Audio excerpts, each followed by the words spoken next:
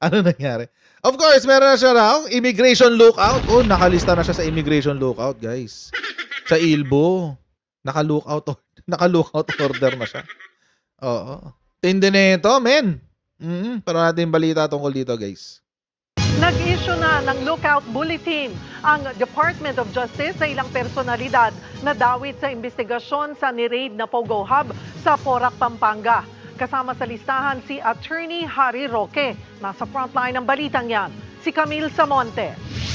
Naglabas na ng Immigration Lookout Bulletin Order o ILBO ang Department of Justice laban kay dating Presidential Spokesperson Harry Roque at sa 11 iba pa. Kaugnay ito sa umano'y koneksyon nila sa kumpanyang Lucky South 99, ang Pogo Hub na ni-raid sa Porac, Pampanga noong Hunyo. Bukod kay Roque, kasama rin sa Lookout Bulletin ang Authorized Representative ng Lucky South 99 na si Cassandra Leong at si Dennis Nanan na dinadawit din sa ni-raid na Pogo Hub sa Bamban, Tarlac. Base naman sa impormasyong nakuha ng DOJ, nakalabas na ng bansa si Cassandra Leong. Kaya minabuti nilang mag-issue. Nagtatago na ang mga hired. Para kayong mga daga. Para kayong mga nagtatago na kayo. Anyway, nabasa na ba yung pinost ko sa ano? Nakita niyo na yung pinost ko sa Facebook?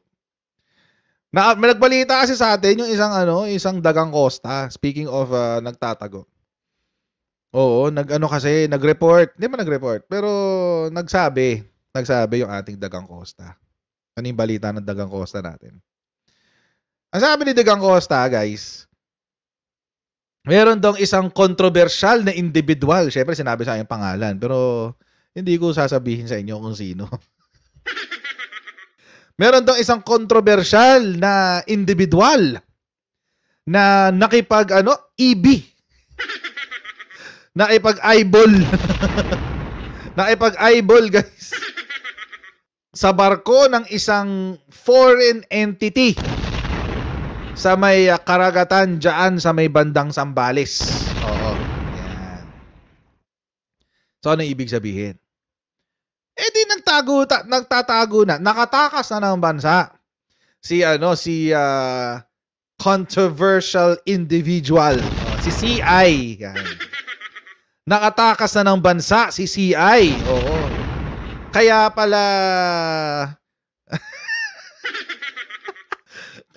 panayang absent. Oo, ayun. Kaya pala panayang absent, guys. Oo. So yun yung update. And I think mga kochero, this was or that event o yung kaganapan na yun ang naging mitya. Yan ang naging mitya ng paglalabas ng Immigration Lookout Bulletin Order. Oo. Kasi nabahala ang ating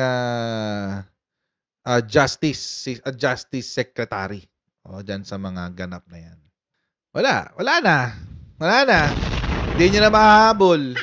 Dapat kasi noon nyo pa din ito eh. Kung kayo ay nasa US, UK, Canada, Italy, France, Spain, Ireland, and Belgium, ay pwede na po ay magpadala ng inyong mga remittances sa Pilipinas gamit po ang Sendwave. At ang gagawin nyo lang ay download ang Sendwave app, gumawa kayo ng account, lagay nyo yung bank account details nyo at pwede na kayo magpadala sa GCash, Cash Pickup at iba't ibang mga bangko sa bansa. At kapag ginamit nyo pa kayong promo code na Coach Jate, makakuha kayo ng karagdagang $20 free credit. Kaya gamitin na si Sendwave for all of your remittance needs. Alam nyo kasi, ang mali din kasi is, I think, dapat naging alerto ang ating mga otoridad. Yan.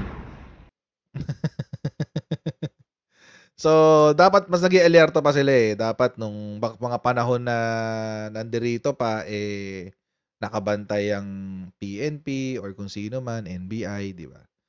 Hindi yung hinayaan lang na pakalat-kalat kung saan-saan, di ba? So, hindi pa confirmed yun. Hintayin natin kung makukumpirma.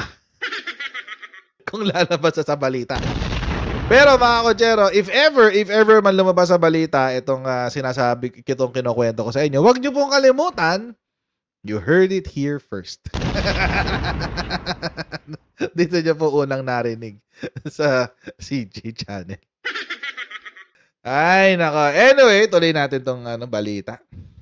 Ng ILBO para matimbrehan sila kung babiyahe rin ang iba pang person of interest sa kaso. Sa tingin po ng mga otoridad na may flight risk ho sila, we usually issue a lookout bulletin order for them. Not because we want to restrict their travel, but just so the authorities know, no, na lumabas sila ng bansa or pumasok sila bansa. Sa ngayon, tanging si Cunanan pa lang ang may kinakaharap na qualified human trafficking complaint kaugnay sa Pogo Hub sa Tarlac. Ang ibang pangalan na nasa lookout bulletin, person of interest pa lang, na minabuti raw ilagay sa ILBO habang gumugulong ang investigasyon. Ayaw naman po natin na sa gitna ng investigation, bigla na lang silang aalis at hindi natin alam. We want to make sure that the investigation stands.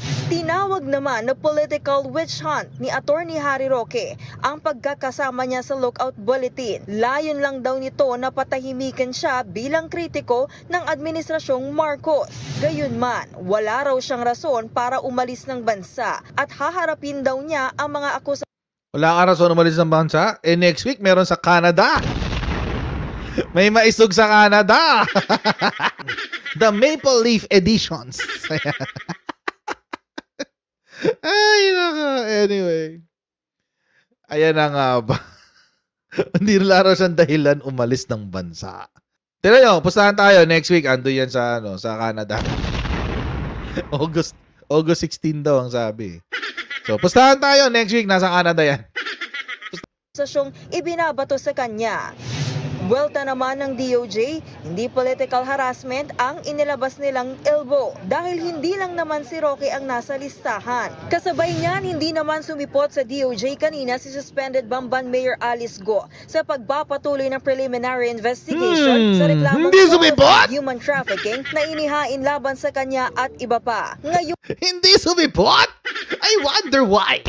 Araw ang deadline para maghain siya ng counter affidavit. Pero dahil hindi na naman siya nagpakita, hindi na pinagbigyan ng state prosecutor ang request niyang palawigin pa ang deadline sa paghahain ng counter affidavit. Pinagbigyan naman ang extension ni Cunanan at dalawa pang Chinese Pogo Incorporator dahil nagpalit daw sila ng counsel. Sa August 16 magpapatuloy ang susunod na pagdinig. Nagbabalita mula sa Frontline, Camille Samonte,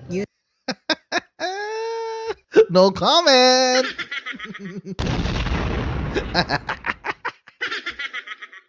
Ay, naka. Agoy. Agoy. Ayun na ngayon naganap. Nasa ILBO na siya. Ayan, ito yung lookout order. Number 1 si Cassandra Leong. Pero wala na nga siya. Nakatakas na. Oo. Yan. Si Dennis Cunanan na lang nandito. Ayan, Herminio Harry Lopez Roque Jr. Nasa Immigration Lookout Bulletin Order. Si Harry Pokey. Parang pangalan ng mascot. Ay, nako. Anyway. Ayun na nga yung ganap, guys. Ang ILBO, mga kotsero, wag na let's not confuse this with HDO or Hold Departure Order. Iba yan. Ang Immigration Lookout, check lang kung ikaw ay umalis ng bansa or kailan ka babalik. So every time tumatawid ka ng borders ng Pilipinas, naka-monitor 'yon. Naka-monitor. So tas titimbrehan yung immigration. O umalis si lumabas ng bansa si Harry Lopez. Harry Roque, lumabas siya ng bansa, ganun lang. Hindi siya pipigilan. Yung Hold Departure Order, mga kotsero, or HDO, yun yung pipigilan kang makalabas. So, wala kang choice doon. Pag naka-HDO ka na. At yung HDO, usually, mga kotsero, yan follows a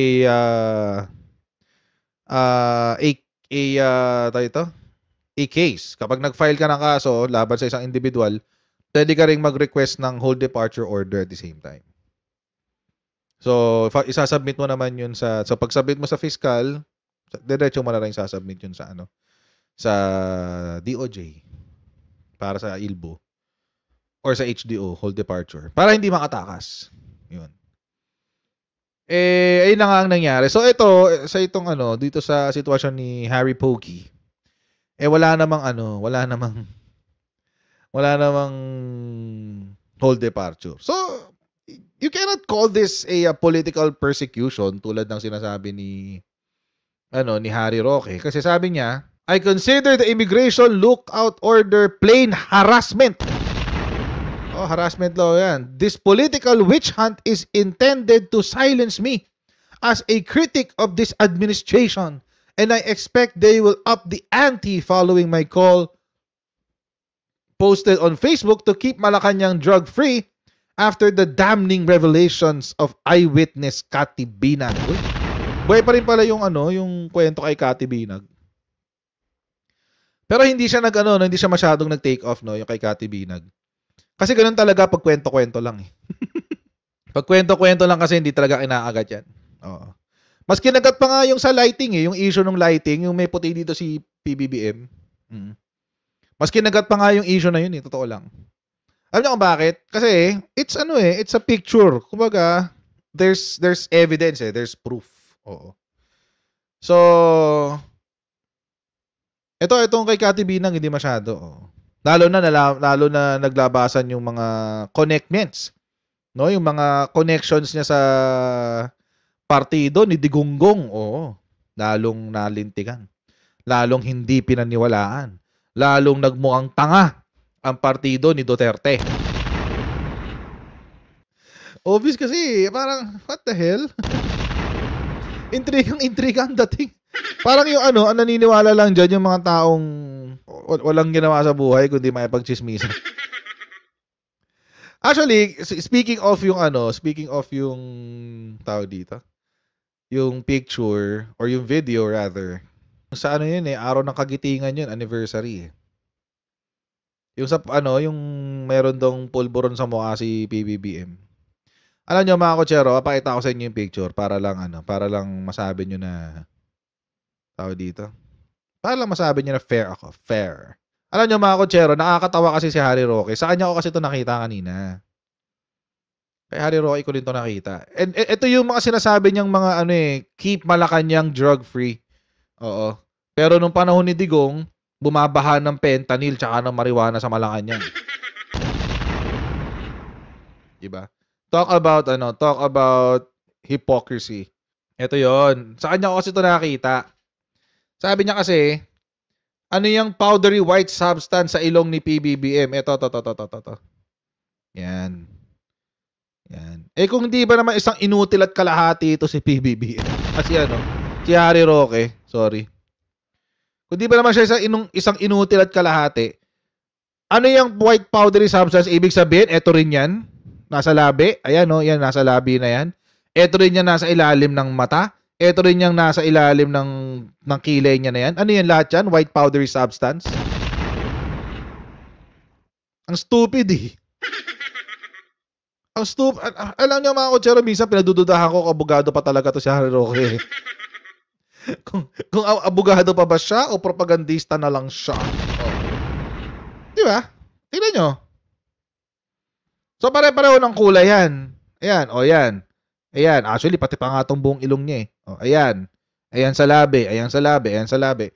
So ano yan lahat? Lahat yan cocaine? Anong kalokohan yan? Yan mga kotsero ay papakita ko sa inyo kung di nyo po alam, yan po ay reflector. Kung kayo po may konting hilig sa photography at sa videography, alam nyo po yung ibig kong sabihin nung sinabi ko reflector.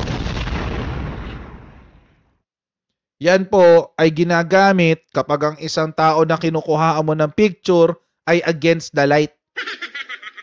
Try nyong gawin. Umarap kayo sa magpa-picture kayo, nasa likuran nyo yung araw. Hindi makikita ang mukha nyo. Bakit?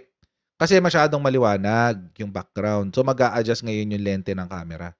Ang gagawin mo ngayon para makita yung mukha, maggagamit ka nito, reflector. Ang gagawin niyan, yung araw, yung light source, ire-reflect niya sa mukha. Kadalasan nasa ilalim yan, lalo na kapag yung mga ganong klaseng events, itong ano natin ni PBBM, ilalagay yan sa ilalim. Lalagay yan sa ilalim. So kapag bato ng ilaw niyan, pataas. Shadow yan, no? O, yan yung shadow ng ilaw ng reflector, oh. Yan yung shadow ng reflector. Ito, shadow ng reflector, shadow ng reflector. Diyos ko. Kung gagamit ka lang naman ng utak, hindi naman mahirap mag-isip. Di ba? Hindi naman mahirap mag-isip eh. Tingnan nyo kung nasaan yung araw. Ayan o, ayan yung araw o. O nasa likuran ni PBBM. Natural. Yung mga videographer tsaka photographer gagamit ng reflector. Common sense. But anyway, iniisip ko na lang maraming Pilipinong hindi nakakaalam. To keep posted on Facebook to keep Malacanang drug-free. Oo, pero nung umuulan ng ng drugs nung panahon ni Digonggong, wala kayong, 'di ba? Wala kayong sinasabi. Nung panahon na pinagda-drug test ni Trillanes si Digonggong, anong sinabi niyo? Wala kayong karapatan utusan ng presidente. Wow. Wow. Alam niyo, sa totoo lang, ulit-ulitin ko talaga to. Magaling lang talaga yung PR person ni Duterte nung panahon niya. Magaling yung PCO nung panahon niya. Seriously. PCO ngayon walang kwenta eh. Pero yung yung PCO nung panahon ni Duterte, magaling. Magaling. Alam niyo kung bakit? Kahit puro kabalbalan at puro kalokohan yung nangyari, nabola ang buong Pilipinas. Nabola ang majority ng Pilipinas. Kaya lang naman kasi etong si Harry Roque, binigyan ng ILBO. Kaya siya sinama sa ILBO kasi siya ay iniimbestigahan ng PAOK. Roque and wife face PAOK probe following arrest of fugitive. Oh. Bakit? Bakit sila iniimbestigahan ng PAOK? Kasi mga kotsero, naalala nyo, nung si Harry Roque nahulihan ng pugante sa kanyang bahay sa Benguet. Kaya siya nakailbo. Kaya sinabi ng DOJ, pangit naman kapag umaalis ka ng bansa habang merong ongoing investigation. Buti sinabi niyang haharapin niya. Buti sinabi niya na haharapin niya. Because he should. Kasi alam niyo mga kotsero, it's nagiging trend na to, nagiging habit no? Nagiging trend na ito sa mga DDS, sa mga Duterte cronies, na kapag sila ay nahuhulihan, nalalabasan ng warrant of arrest, nabibigyan ng warrant of arrest, silang lahat ay nagtatago. Si Bantag nagtago dyan somewhere sa norte, sa probinsya niya. Si Kibuloy nandyan sa Davao, nagtatago dyan sa loob ng compound niya. Alam na ng PNP kung nasaan siya. Tukoy na ng PNP. Si Sulweta, namatay na lang, hindi nakita. Hanggang so na namatay. Si Alice Go, hindi na nagpapakita. Lahat ng mga konektado kay Digong, mga kotsero, unti-unting nawawala. Maghahamon na kasuhan nyo kami sa korte, tapos biglang nawawala pag lumabas yung kaso. Siyempre, at one point, yung mga kabalbalan nito, kailangan magkaroon ng kailangan madala sila sa hustisya. Sino si Zulweta? Yung kasama ni Bantag. 'Di ba dalawa silang kinasuhan ng DOJ? Si Bantag at si Zulweta. Si Zulweta, kaso nga lang, ito si Zulweta nakapagtago tapos after a few years sinatake sa puso. Nalaman na lang na siya si Zulweta, patay na, nasa hospital. Ganyan ganyan yung trend nyo dyan eh. Magmamagaling kayo, kunyari ang bait-baitan kayo, biktima ako ng political persecution, etc. What have you? O tapos pag naglabas ng warrant of arrest ang korte, biglang nawawala. Naglalaho. Tapos alam nyo, kaya nga iniintay ko lumabas yung warrant of arrest ni Digong eh. Tingnan natin kung magtatago din siya. So ito si Harry Roque, ganun din. Iniimbestigahan na rin siya ngayon. Kaya siya nakailbo. This is not political persecution. Konektado kasi siya sa Whirlwind. Siya na nga mismo nagsabi, di ba? Ako ang abogado ng Whirlwind. Yabang pa niya. Ako ang abogado ng Whirlwind. O tapos, yung pangalan niya, saan nakita? Sa Lucky South 99. Sa Pogo Hub, kung saan maraming pinatay. Fugitive na po ba siya? No. He's not a fugitive yet. Si Harry Roque, no, he's not. He's not a fugitive. Wala pa siyang kaso. Iniimbestigahan pa lang siya. At ang nakakatawa dito sa mga sa mga kroni ni Digong, nakinabang sila ng 6 na taon nung sila'y nakapoder. Tapos ngayon binabalikan sila ng kanilang mga kalokohan at kabalbalan, biglang sisigaw, I'm a victim, biktima ako. Political persecution. Lul. Alam niyo yung mga by the way, ito pala, makwento ko lang. Yung mga troll sa Facebook page ko, lumalala. Oo. May murahan ng nagaganap. Alam niyo mga kotsero, minsan, ako pinipigilan ko lang ho talaga magmura. Pero pag ako if I unleash my tongue, baka mag-suicide kayo. Magpakamatay kayo pag ako. Anyway. Auto-block na lang pag ganun. Auto-block na lang. Anyway. Sakali makarating. Siguro minsan, pag nakakarating kay Harry Roque yung mga videos natin, siguro mura sa sarili niya, Pia, itong lalaking to. Ganyan. Etc. Blah, blah, blah, blah. Malamang kung naririnig ko yung mga sinasabi niya. Tatawanan ko lang siya ng tatawanan. But anyway, so ayan. Kaya nga siya iniimbestigahan eh. Ito pa yung nakakaduda. Mga kotsero. When Harry met AR, yung kanilang working relationship.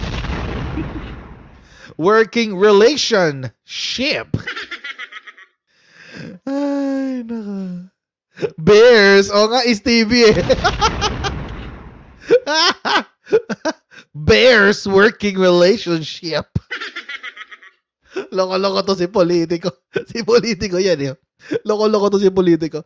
AR de la Serna, Bears working relationship. Agoy. Ayun all smiles sa Ukraine yata to eh.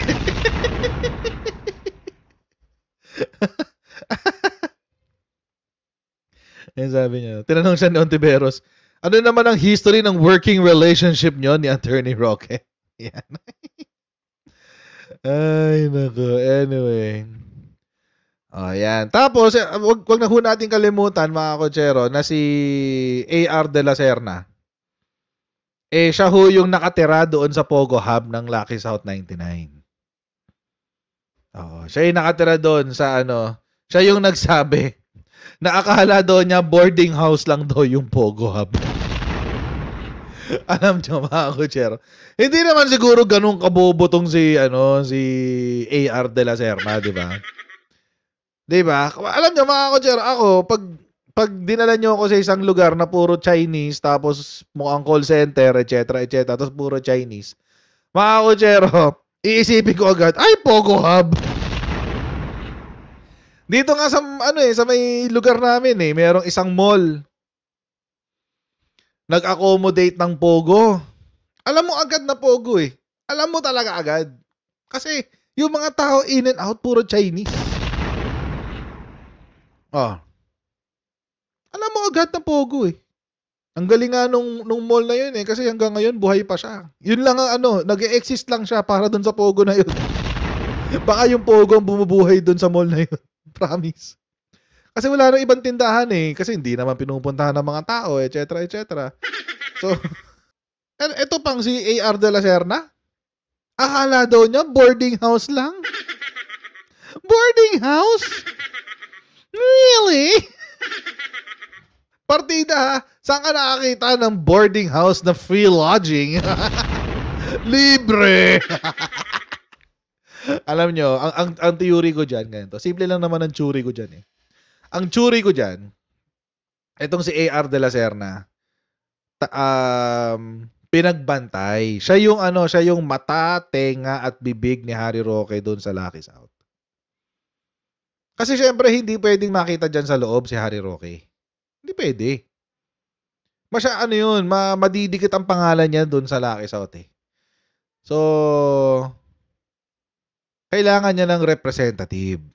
So, ang official representative niya, quote-unquote official, okay, o representante niya para dyan sa Pogo Hub na yan, ay si A.R. de la Serna. Kaya nga nakakatawa yung sinabi ni Harry Roque.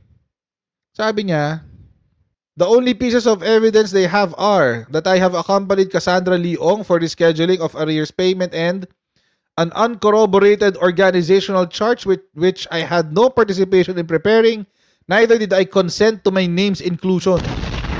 Alam nyo mga kotsero, wala akong tangang kumpanya na isasama ang pangalan mo nang hindi mo alam.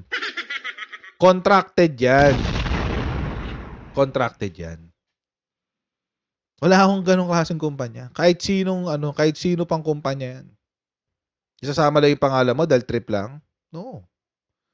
No. Lalo na sa mga official documents na isasubmit sa gobyerno mismo. Alam nyo mga kotsero, yung org chart na yan ay isunumite sa PAGCOR mismo ng Lucky South 99. That makes it an official document. At syempre, kung ako si Paok, bakit ko ilalabas lahat ng ebidensya ko tungkol sa'yo? No, gulatin na lang kita. Meron ka ng kaso at may hold departure order ka na. Kung ako si Paok sige, hayaan ko lang. Sige, paniwalaan mo na ang ebidensya ko lamang sa'yo ay yung sa arrears payment, tsaka yung organizational chart. Oo, yan lang ebidensya ko sa'yo. Magulat ka na lang, may kaso ka na. Magulat ka na lang, napaamin ko na si A.R. de la Serna. Oo. Magulat ka lang na yung Benguet House mo, alam ko na yung mga sikreto niyan. Ganun lang 'yun. Ganun lang kasimple 'yun. Lang yan, sa Benguet House pa lang magugulat ka eh. Si PH2 Phase 2. Kaya pala PH2 Phase 2 daw, yun daw yung address ng bahay, Phase 2. 'Di ba si doon, si A.R. de la Serna, din, minority stake, 1%. Alam niyo mga kotsero, it doesn't take a genius to figure this thing out. Certainly there is an involvement. May involvement dito si Harry Roque. And right now, yung mga ebidensyang nakakalap ng PAOK are, circumstantial. But if you get enough circumstantial evidence and you can paint a picture of the actual activity, then it becomes convincing. Oo, alam naman ni Attorney Harry Roque yan, kaya nga kinakabahan yan eh. Abangan natin ang mga susunod na kabanata. Mamaya, bukas makalawa, lumabas na ang warrant of arrest. Di ba? If I was PAOK nga, ganito pa gagawin ko eh. Wag ko nang pag ako nag-file ng kaso, hindi ko ipapublicize. Hindi ko ipapublic. Pag nag-file ako ng kaso. Magugulat na lang kayo, nakalabas na yung warrant. Ganun. Kasi alam nyo, yun yung mali nitong ito yung mali ng mga tao na involved sa mga cases recently. From Bantag to Kibuloy to Guo, lahat yan. To Teves, well, in fairness kay Teves, nakatakas na siya bago pa ma-figure out na siya yun eh. Ang common mistake sa kanilang lahat, including PAOK, pati itong PAOK, including PAOK, ang kanilang common mistake ay ang dadaldal nila. Ang dami nilang press con.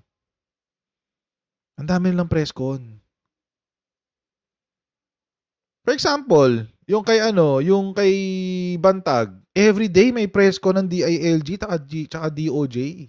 Everyday. Dito kay dito kay Kibuloy, ganun din. Kay Go, ganun din. Pare-pareho eh. Mahilig sila magpa-press con. Ang hilig nila dyan. Kung ako sa kanila, I'll keep working at it in secret. Tapos wala nang press con. Wala na. Magkagulatan na lang tayo. Nakalabas na yung warrant of arrest, nandiyan na ako sa labas ng bahay mo. Yun, doon ako magpapapress con. Tawag dito. Pag pupunta na ako sa bahay mo, hawak ko na yung warrant of arrest, doon may hakot na ako na press. Yun ang ano. Yun ang dapat talaga tahimik. Case build up ka ng tahimik. Tapos i-file mo ng tahimik. Walang press. Magtago ka. Dadaan ka sa secret entrance ng DOJ kung meron silang secret entrance. Parang mot-mot na may secret entrance. Doon ka dumaan. Oh. Di ba? Tapos, hayaan mo munang pag nababas na yung papeles, basta ka maghakot ng press, o mag-message ka sa mga press, o mga press, sumama kayo sa akin bukas, pupunta ako sa bahay ni Mayor, ganto-ganto, o ni Bantag, ganyan-ganyan, or ni Kibuloy, ganyan-ganyan.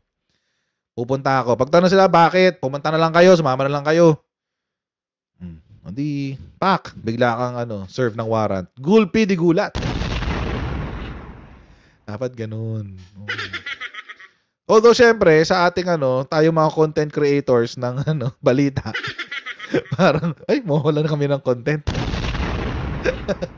So, pero syempre, 'di ba? Pag nandiyan na yung balita, di sabog, 'di ba? Okay, so hanggang dyan lang po muna tayo sa ating live stream for tonight.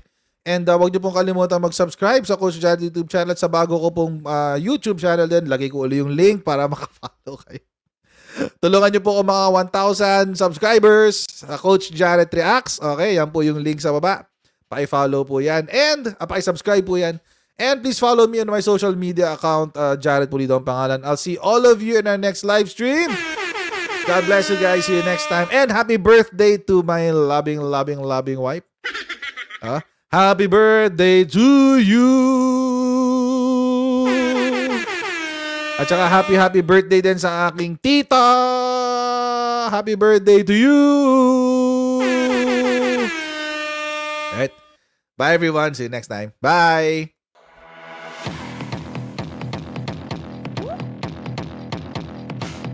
Pag ganun, huwag natin gawing tanga mga Pilipino. Mas maganda kasi nasa lugar ka ng tama kaysa yung pinipilit mo yung pagkakamali.